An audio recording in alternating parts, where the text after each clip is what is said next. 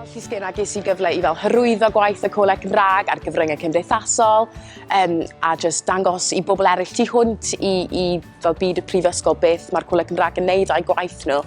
A des I nabod lot o fyfyrwyr eraill ar draws Cymru trwy fel grŵp chat o bethau, ond achos Covid ffeilon ni fel mynd I gwrdd â'n gilydd sy'n siom, ond dyna ni. So oedd yn really nice, dwi wedi nabod pobl gyda'r un diddordebau fi, yr un fath o weledigaeth am Gymru a'r iaith a'i diwylliant a just gallu dod I nabod ein gilydd trwy'n fod yn lysgenhad.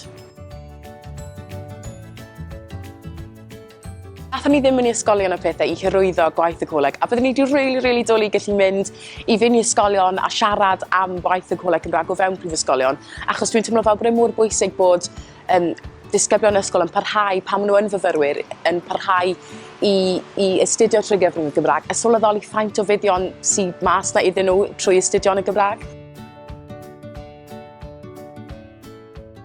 Fi'n teimlo fel bod e'n bwysig I barhau I pwsio'r neges o pa mor ddefnyddiol yw'r Gymraeg tu hwnt I addysg, falle jyst gweud wrth y cyhoedd fel, hei, mae Gymraeg mynd I helpu chi fel mas yn y siop, mas yn cymdeithasu, neu falle yn eich swydd ni, neu eich gyrfa chi, be bynnag chi'n penderfynu wneud, a dwi ddim jyst yn iaith I ddefnyddio yn yr ysgol, a dyna beth dwi'n teimlo fel mae lot o bobl yn teimlo mae'r Gymraeg yn dda, pan mae actually byd enfawr mas na I chi allu defnyddio'r Gymraeg ynddi. Gan bryd i'r Coleg Cymraeg a diolch am gael bod yn rhan o'r siwrne.